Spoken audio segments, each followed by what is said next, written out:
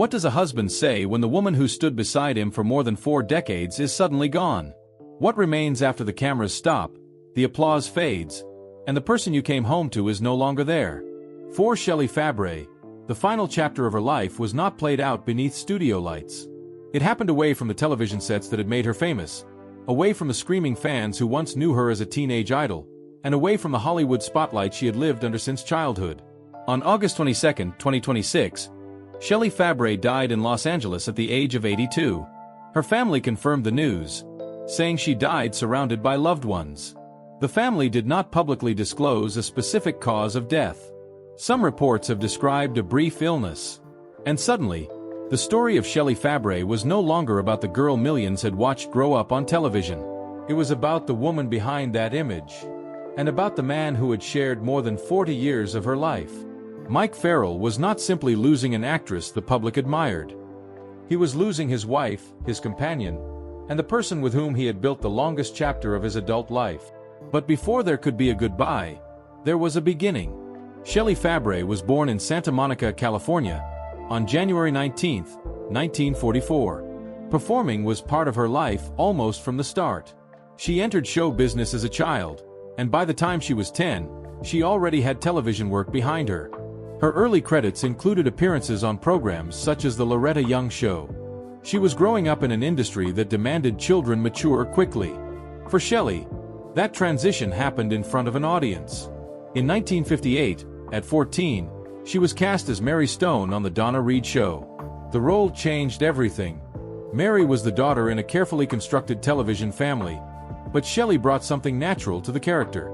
She was young enough to represent the teenage audience watching at home, yet experienced enough to handle the demands of a national television series. The show made her famous.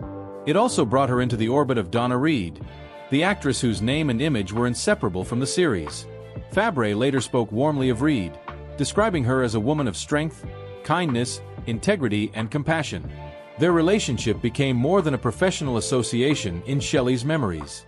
For viewers, Mary Stone became familiar. For Shelley, those years were the foundation of an adult career that was already taking shape before she had even reached adulthood. Then came music. In 1962, a song connected directly to her television fame changed the scale of her popularity. Johnny Angel became a #1 hit on the Billboard Hot 100.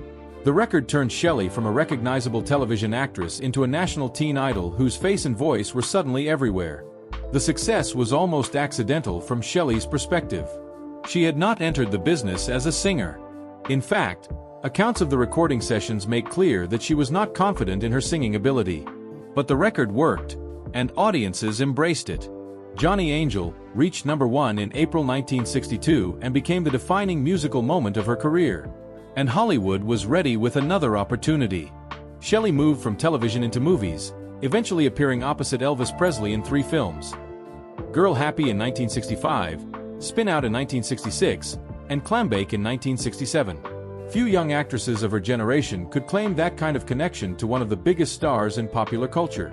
She was also working with other major names of the era, building a resume that stretched beyond the character of Mary Stone. But fame in the early 1960s was moving quickly, and so was Shelley's life. In 1964, she married record producer Lou Adler. The marriage did not last. They separated in 1966 and eventually divorced in 1980. That chapter ended quietly compared with the public attention surrounding her career. Years later, another relationship would become far more enduring. Shelley Fabares married actor Mike Farrell in 1984. Farrell was already known to television audiences, particularly for his role as B.J. Honeycutt on MASH Star. Together, they would remain married for more than 4 decades, until Shelley's death. Their relationship unfolded differently from the kind of Hollywood romances that dominate headlines. There was no constant spectacle, no need for the public to know every private detail. Instead, their marriage became part of the quieter architecture of Shelley's adult life. And while audiences continued to see her on screen, the woman they were watching was changing. The teenage star who had once stood beside Donna Reed and sung Johnny Angel was becoming an adult actress with a career that would eventually stretch across generations. The biggest television role of her later life was still ahead. But so were years that would test her in ways no script could prepare her for. Because Shelley Fabares had already learned how quickly fame could change. She would soon discover how quickly life could change, too. And when that happened, the most important people around her would no longer be producers, directors, or studio executives. They would be family. And at the center of that private world would be the man she had chosen to spend her life with, Mike Farrell. By the time Shelley Fabares reached the later decades of her career, Hollywood had already changed around her.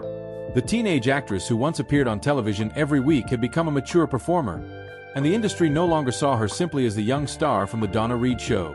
She had worked through different eras of television, taken on more adult characters, and proved that her career could survive long after the image of Mary Stone had faded. In the 1970s and 1980s, Shelley continued appearing regularly on television. She worked on shows including One Day at a Time, Murder, She Wrote, and other popular programs of the period. She also earned attention for dramatic work, including the acclaimed television film Brian's Song. But another role was waiting for her. In 1989, Shelley joined Coach as Christine Armstrong, the wife of Craig T. Nelson's character, Hayden Fox. It was a different kind of role from the one that had made her famous as a teenager. Christine was an adult woman with her own career, opinions, intelligence, and personality. Shelley played her with a natural restraint that made the character believable. She wasn't simply there to support the central character. Christine had her own presence. And audiences responded. Coach ran for 9 seasons, from 1989 through 1997. Shelley received 2 Emmy Award nominations for her performance as Christine. The series introduced her to viewers who had never known her as Mary Stone. That mattered, because Shelley Fabares had now accomplished something difficult in Hollywood. She had remained recognizable across generations. One audience remembered the teenager from the Donna Reed Show. Another remembered the young woman who had appeared with Elvis Presley. And a new generation knew her as Christine Armstrong.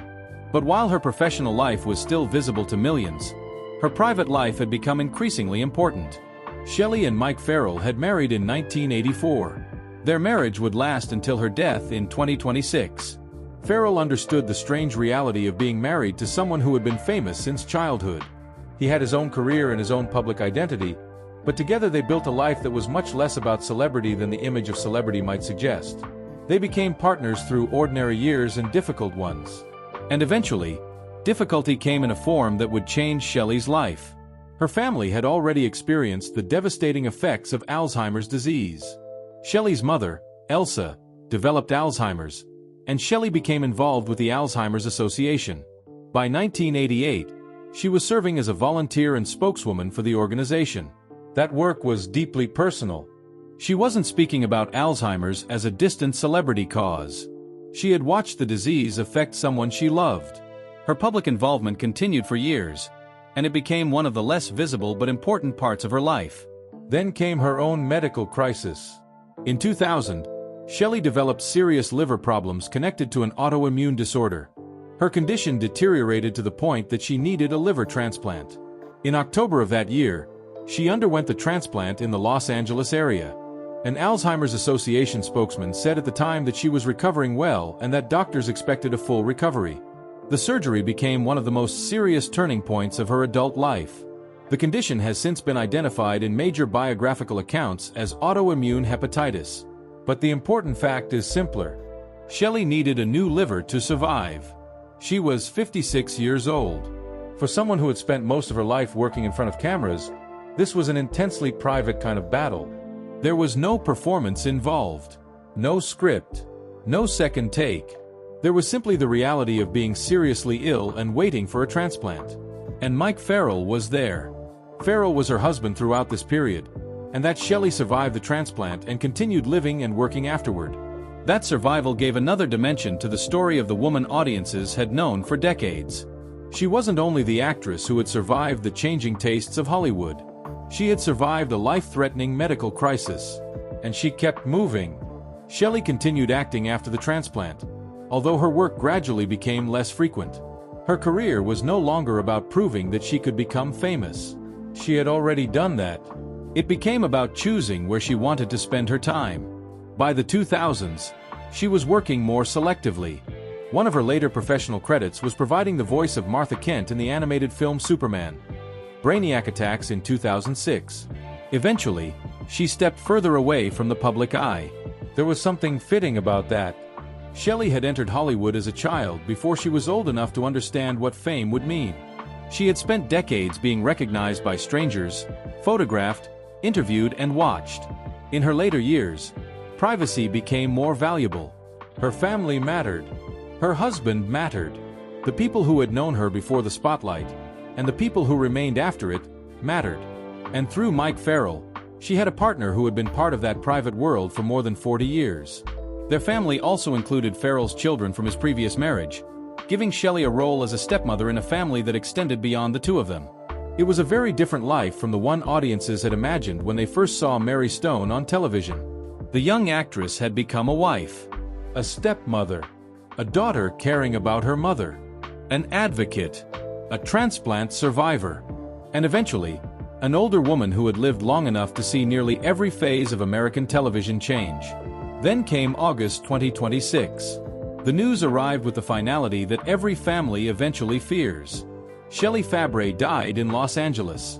After a life as public as Shelley's, there is a temptation to explain everything.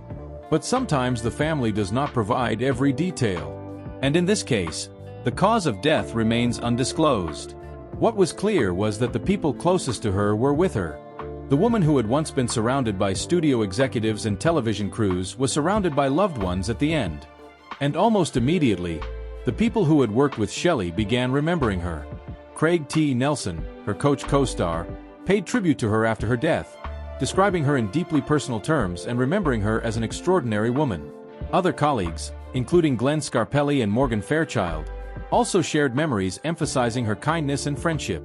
Those reactions revealed something that statistics never could. Shelley had mattered to people, not only because she had been famous, because she had been present in their lives.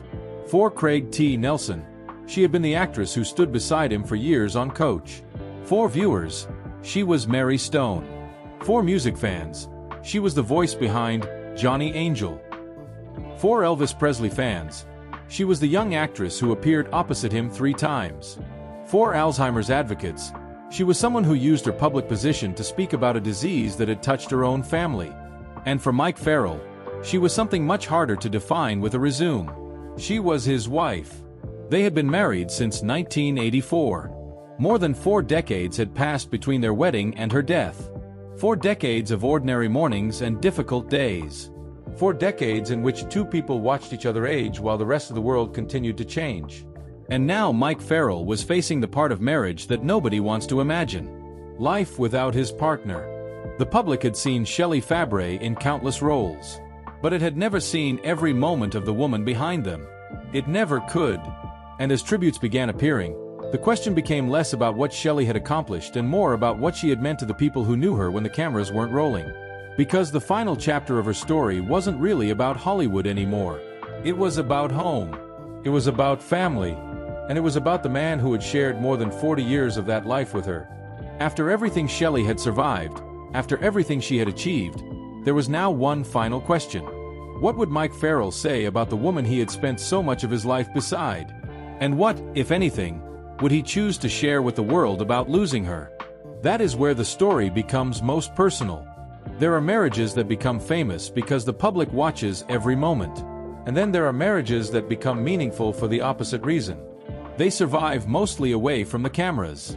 Shelley Fabares and Mike Farrell belonged to the second kind. By the time audiences knew Shelley as Christine Armstrong on Coach, Mike Farrell already knew the woman behind the television image. He knew the actress, but he also knew the person who could make an ordinary day lighter. He knew the woman who became his wife in 1984. He knew the person who would eventually become his partner through family crises, illness, recovery, aging, and the quieter years after Hollywood began demanding less of her. And decades before Shelley died, Mike Farrell had already found a remarkably simple way to describe what she meant to him. In an interview, Farrell said of his wife, "There is a light inside her that is just magical." Then he added, "I find her a constant source of rejuvenation." Those words were spoken when their marriage was still relatively young. They had been married for about 7 years. There were still decades ahead of them. Neither could have known then just how much life they would eventually share. But even at that point, Farrell was describing something deeper than attraction. He was describing what Shelley did to him. She brought energy into his life. She changed the atmosphere around him. She made him feel renewed. And Shelley seemed to understand the balance between them just as clearly. When asked about their relationship, she said, "Mike grounds me, and I think I pull him out sometimes. It's a nice mix." That may be the simplest description of their marriage. Mike saw something almost luminous in Shelley. Shelley saw Mike as an anchor. He grounded her. She brought him out. Two people with very different temperaments had found a way to fit together. And that fit would be tested. Their relationship had actually begun years before the wedding. They first met in 1970, when Shelley appeared as a guest on Farrell's series The Interns. They later reconnected, and their relationship eventually developed into marriage. In 1984, they married at the Pacific Palisades home of Shelley's aunt, actress Nanette Fabares. Shelley also became stepmother to Farrell's children, Michael and Aaron, from his previous marriage. So this was not simply two actors creating a private life together. It became a family, and their lives were already complicated by responsibilities outside their careers. Shelley's mother, Elsa, was battling Alzheimer's disease. At the same time, Donna Reed, Shelley's longtime television mentor and former co-star, was dealing with serious illness. For Shelley, those years became emotionally exhausting. In that same interview, she described how overwhelming it had been when both Donna Reed and her mother were ill. She said she spent months at the hospital and recalled that Mike never questioned her commitment to caring for them. She described him as someone who eased her mind, someone who handled things for her, and she called him her safe harbor. That description changes the meaning of Farrell's earlier words. He had called Shelley a source of rejuvenation. She called him a safe harbor. The marriage was not simply about romance. It was about refuge.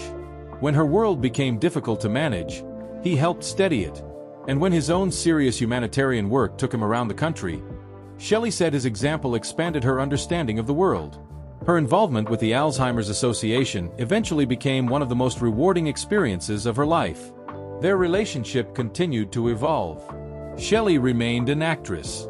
Mike continued his own work. They were both public figures, but their marriage was never built around performing happiness for an audience. Then came the health crisis that could have changed everything. In 2000, Shelley received a liver transplant after being diagnosed with autoimmune hepatitis. She had spent a long period waiting for a suitable organ, and the transplant became one of the most serious medical events of her life. There are many ways to describe a transplant. Medical terms can explain what happened to an organ. Statistics can explain the seriousness of liver failure, but they cannot explain what it means to wait for the possibility of survival. They cannot describe what it means for a spouse to watch someone they love become seriously ill. And they cannot capture what happens to a marriage when one person suddenly needs the other in ways neither had anticipated. What we do know is that Mike remained beside Shelley.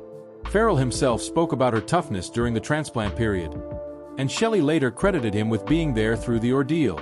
Their public comments from that period reinforced the same pattern visible in their marriage years earlier.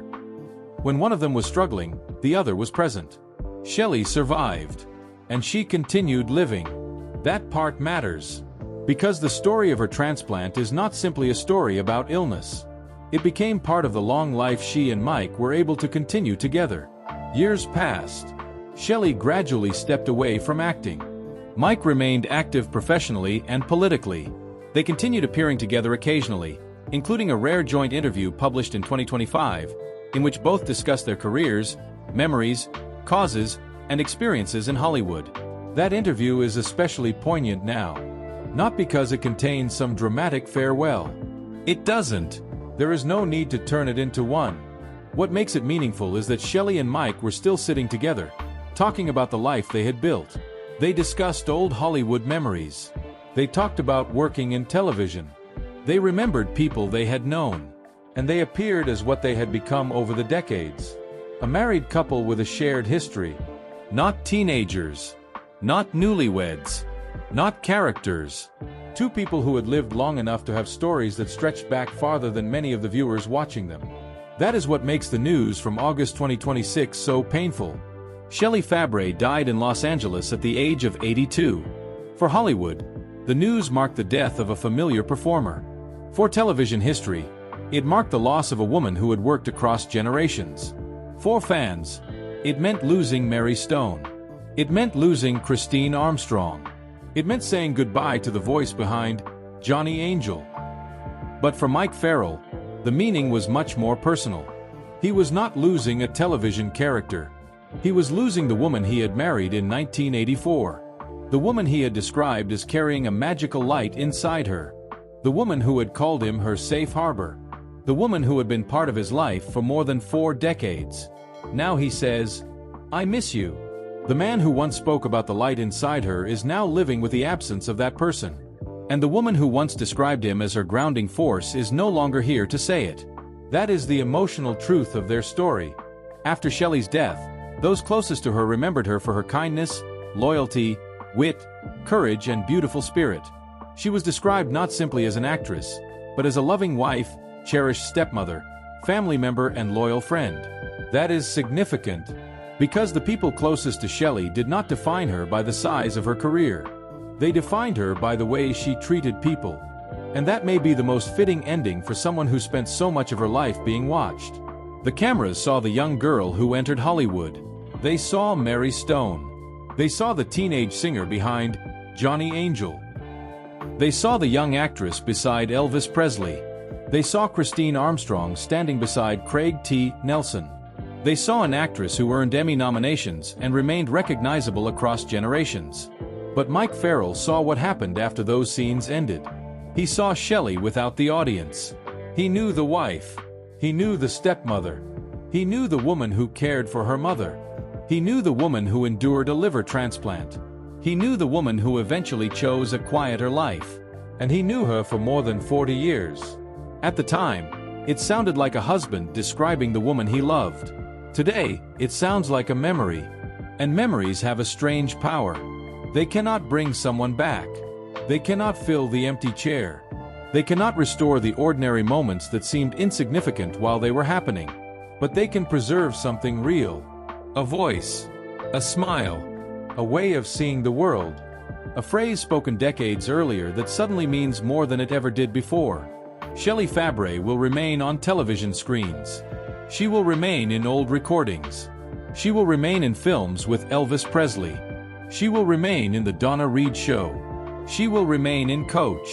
She will remain in the memories of people who watched her grow from a child performer into an accomplished adult actress. But those images are only one part of her. The people closest to her knew the rest. And Mike Farrell knew perhaps the longest version of it. He knew Shelley across 42 years of marriage. Mike once saw a magical light in Shelley. Shelley once said Mike grounded her. They spent decades proving that those two things could exist together. And when the final chapter came, the world lost a beloved actress. Mike Farrell lost his wife. The family lost someone they described as loving, courageous, funny, and extraordinary. Fans lost a familiar face from their own memories. But Shelley Fabares left behind something that cannot be reduced to a filmography. She left people who remember her. And perhaps that is what remains after a life this long. Not the final scene. Not the final headline. Not even the final goodbye. The life that came before it. The love that made the goodbye painful. And the memories that remain when the person who created them is no longer here.